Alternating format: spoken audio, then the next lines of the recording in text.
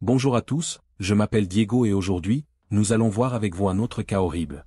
Abonnez-vous à notre chaîne. De cette façon, vous pourrez continuer à profiter de tout ce que nous avons préparé avec amour et nous aider à grandir. Dans cette vidéo, nous examinerons la situation surprenante en Inde concernant Anika, une superbe étudiante en médecine. Lorsqu'elle a épousé le fils d'un milliardaire, elle semblait tout avoir. Beaucoup de gens envieraient son style de vie luxueux. Mais sous cette façade ostentatoire se cache une série de terribles tragédies. Anika a disparu sans avertissement le 16 juin 2022 et son corps mutilé a été découvert flottant dans le Gange quelques jours plus tard. Qu'est-il réellement arrivé à cette fille? Et pourquoi la famille milliardaire dans cette affaire a-t-elle réussi à cacher des informations à ce point? Travaillons avec Crime MKT pour découvrir la vérité derrière la mort inexpliquée d'Anika. Pensez à vous abonner à la chaîne avant de démarrer l'affaire pour ne pas rater les prochaines affaires intrigantes et énigmatiques. À Pune, en Inde, Anika a grandi dans une maison de classe moyenne.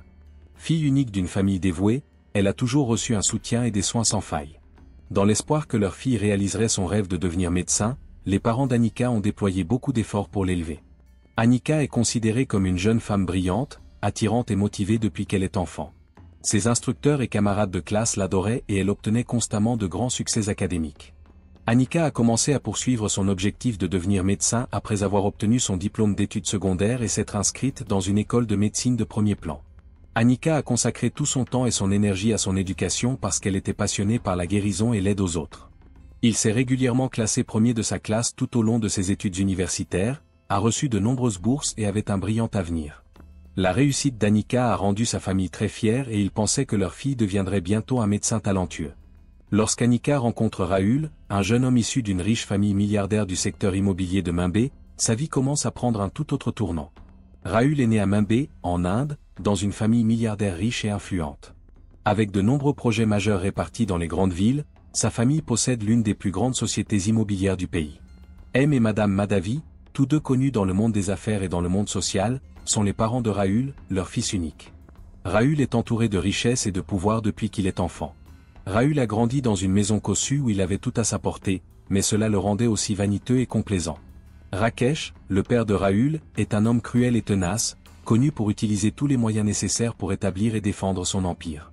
Malgré son apparent sang-froid, c'est une personne audacieuse qui n'hésite pas à user de son influence pour atteindre ses objectifs. En plus d'être un homme politique très puissant, M. Rakesh entretient fréquemment des relations secrètes avec des membres connus du public. Élevé dans cet environnement prospère, Rahul croyait qu'il n'avait aucune restriction et qu'il pouvait tout réaliser. Bien qu'il ait fréquenté des universités prestigieuses tant dans son pays qu'à l'étranger, sa vanité et son manque de maîtrise de soi l'ont souvent conduit à être impliqué dans de petits scandales en raison de son style de vie extravagant et sauvage.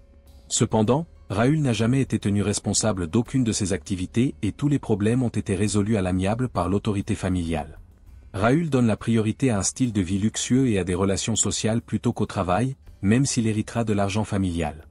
Il a été immédiatement attiré par le charme et le talent d'Anika lorsqu'il l'a rencontrée. Rahul a conquis Anika en se faisant passer pour un gentleman. Indifférente au monde du luxe et innocente, Anika tombe immédiatement amoureuse de Rahul.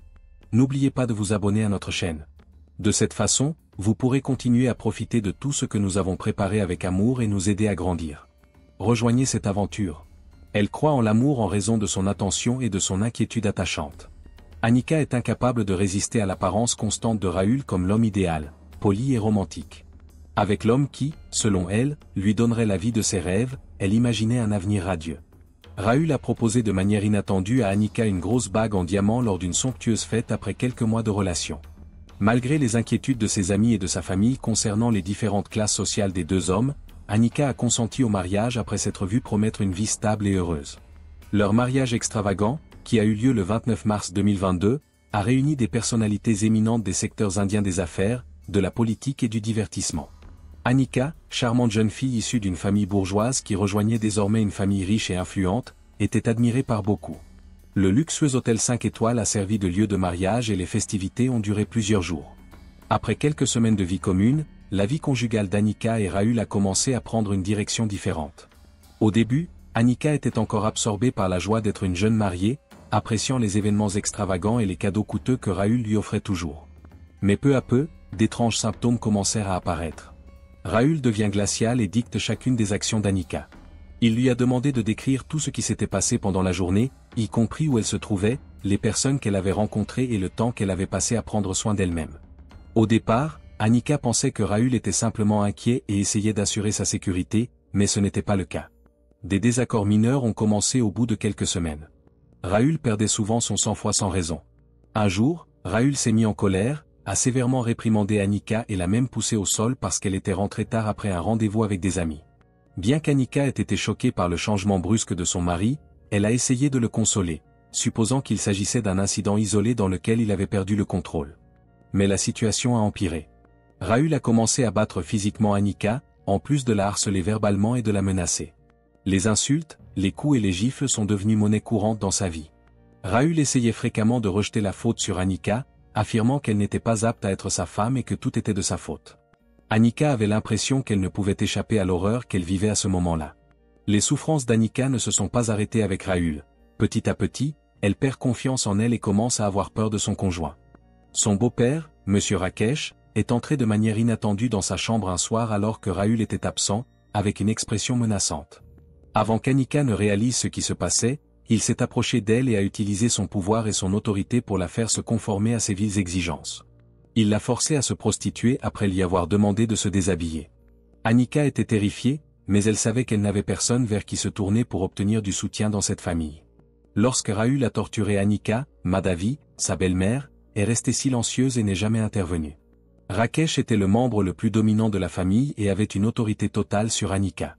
Les abus d'Annika se sont intensifiés.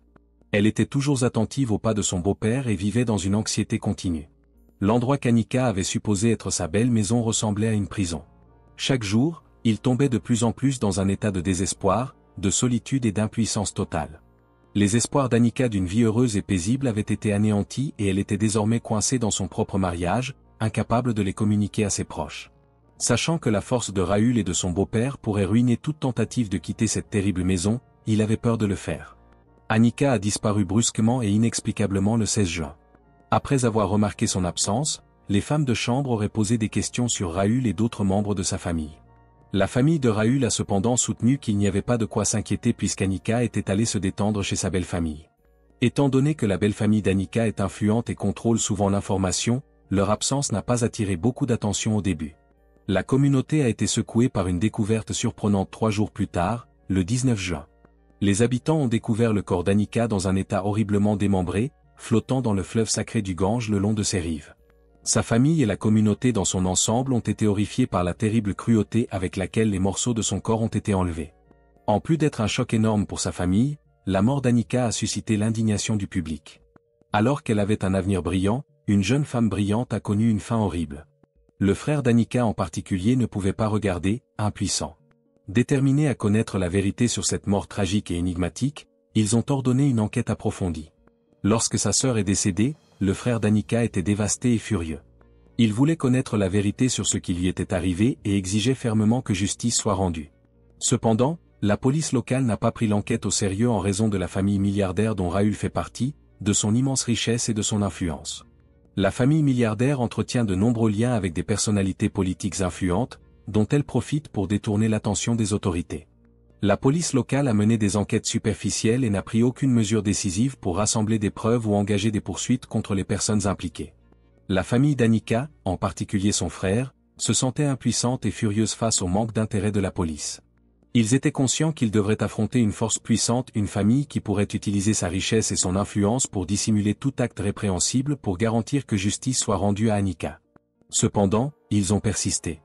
Sans se laisser décourager par l'immense pouvoir de la famille de Raül et le manque d'intérêt de la police locale, le frère d'Annika était déterminé à se battre pour sa sœur et à révéler la vérité. Il s'est tourné vers les réseaux sociaux, où l'argent ne peut cacher la vérité, pour partager l'histoire déchirante d'Annika. Il a décrit les détails de la mort inexpliquée et de l'enlèvement de sa sœur, ainsi que sa préoccupation quant au fait que la riche famille soit complice de la dissimulation du crime. La communauté Internet a été profondément émue par les photos et les détails d'Annika, ainsi que par les souffrances endurées par sa famille. Comme une traînée de poudre, l'histoire s'est répandue rapidement. Il était inconcevable pour le public, en particulier pour ceux qui sympathisaient avec le sort d'Annika, qu'un acte aussi odieux puisse être caché à des fins financières et politiques. À mesure que l'indignation du public grandissait, de nombreuses personnes ont commencé à exhorter le gouvernement fédéral à intervenir. Les protestations populaires et l'énorme pression exercée par la communauté en ligne ont empêché de continuer à ignorer l'histoire d'Annika. Partout on criait à la justice, les autorités supérieures ont été obligées d'y prêter attention. La police centrale a été obligée d'examiner la protestation publique pour éviter une crise politique. Au fur et à mesure que l'enquête s'élargissait, les détails sont finalement devenus clairs. Au cours d'une enquête qui a duré des semaines, la police centrale a commencé à rassembler tous les aspects entourant la mort d'Annika. L'ancienne résidence d'Annika a été perquisitionnée, la maison d'une famille millionnaire qui pourrait contenir des vérités terrifiantes sur son destin. Lors de la perquisition, la police a découvert le journal d'Annika caché dans sa chambre. Ces journaux sont devenus des preuves importantes révélant les souffrances endurées par Annika au cours de son bref mariage. Il a décrit en détail les mauvais traitements subis par Raül, notamment des coups et des railleries dégradantes. Le journal a également dénoncé la brutalité de son beau-père, qui la maltraitait régulièrement, en plus de la forcer à se conformer à ses exigences médicales. Annika a documenté sa solitude, son anxiété intense de ne pas avoir d'issue à son existence et l'agonie qu'elle a endurée aux mains de son beau-père. Outre les journaux, la police a également interrogé les domestiques de la famille du milliardaire. Au début, ils étaient réticents par crainte de représailles, mais à mesure que l'enquête et l'opinion publique se renforçaient, plusieurs d'entre eux ont finalement révélé la vérité grâce aux déclarations des domestiques. De plus amples informations sur les violences physiques et psychologiques répétées d'Annika ont été envoyées à la police. Ils ont décrit les bleus qu'elle essayait de cacher et les bruits de ses sanglots et de ses cris venant de la chambre. Ces personnes ont également partagé des détails sur les efforts de la famille de Raül pour dissimuler l'événement et empêcher quiconque de contacter Annika pendant qu'elle résidait là-bas. Lorsque les autorités ont inspecté le système de caméras de sécurité du domicile de la famille milliardaire, l'enquête a pris une tournure horrible. Des images sensibles d'Annika maltraitée et torturée par son propre beau-père ont été trouvées dans plusieurs vidéos secrètes. En plus de révéler la torture sexuelle, le film a capturé les derniers instants d'Annika avant sa mort horrible. Les violences de son beau-père ont été enregistrées, le meurtre d'Annika n'est donc plus un mystère, mais plutôt une preuve sans équivoque des abus qu'elle a subis. Raül et son beau-père ont été reconnus coupables dans cette affaire, sur la base de ces preuves incontestables. La vérité ne pouvait plus être cachée sous l'influence de la famille millionnaire et la justice pour Annika semblait plus proche. La police a finalement arrêté l'ex-mari d'Annika, Raül, et son beau-père, M. Rakesh, responsable de toutes les atrocités odieuses, sur la base de preuves incontestables. L'horrible réalité qu'Annika a vécue au cours des derniers mois de sa vie a été révélée par son journal, les témoignages de ses serviteurs et les images des caméras de sécurité. La justice pour Annika ne peut être contrecarrée par aucun niveau de pouvoir ou de dissimulation. La classe supérieure et la communauté sociale ont été choquées lorsque Raül et son père ont été arrêtés. L'histoire déchirante d'Annika sert de sonnette d'alarme pour défendre les droits et la dignité des faibles dans la société, ainsi que pour dénoncer la cruauté des puissants. Il rappelle que n'importe qui peut subir des violences et des injustices sans la protection et l'assistance du système judiciaire, quelle que soit sa position. Le cas d'Annika a suscité un débat important sur les droits des femmes, la violence domestique et l'abus de pouvoir dans la société. Cela souligne à quel point il est crucial de révéler les crimes violents secrets, quel qu'en soit le responsable. Des millions d'autres femmes qui subissent des agressions et des injustices sans pouvoir parler pour elles-mêmes ont trouvé du réconfort dans son histoire. La famille d'Annika a reçu de nombreuses menaces de la part de groupes clandestins liés à la famille milliardaire de Raül avant le procès officiel. Dans le but de les forcer à garder le silence et à s'abstenir d'approfondir cette question, ces menaces se sont intensifiées. Ceux qui souhaitent cacher la vérité ont concentré leur attention sur la famille d'Annika, en particulier sur son frère. Le frère d'Annika a été pris dans une embuscade et tué par des assaillants inconnus une nuit alors qu'il rentrait chez lui. Pour étouffer l'enquête, ils l'ont brutalement attaqué et l'ont tué volontairement. Heureusement, le frère d'Annika a pu réagir rapidement et empêcher l'assaut. Les habitants l'ont découvert malgré ses graves blessures et l'ont emmené à l'hôpital pour des soins immédiats. Il a dû rester longtemps à l'hôpital en raison de la gravité de ses blessures. En plus d'être une tentative de supprimer la famille d'Annika, cet incident nous rappelle brutalement les risques qu'ils prennent en s'opposant à une famille forte comme celle de Raül. Mais le frère d'Annika a tenu bon. Malgré les risques et les pressions croissants, elle a persisté à demander justice pour sa sœur et à révéler la vérité depuis l'hôpital. L'indignation du public et les demandes d'une enquête plus impartiale ont été alimentées par l'attention croissante du public et des médias accordés à la tentative de meurtre du frère d'Annika. En décembre, le procès d'Annika a commencé, suscitant l'intérêt des médias et du public dans toute l'Inde. Le tribunal a pris sa décision après plusieurs jours de procédures stressantes qui ont inclus des arguments de toutes les parties et des preuves incontestables provenant de témoignages, d'images de sécurité et de journaux. Rakesh, le beau-père d'Annika et l'homme directement responsable de sa mort, a été reconnu coupable de meurtre et d'agression sexuelle et condamné à la prison à vie. Cependant, la punition infligée à Raül, le mari violent d'Annika et coaccusé pour ses abus, a suscité la colère de nombreuses personnes. Malgré les brutalités prolongées qui lui ont été infligées, il n'a été condamné qu'à 15 ans de prison. Le public a été indigné par cette peine légère, qui, selon beaucoup, n'est pas assez sévère pour tenir Raül responsable de ses méfaits.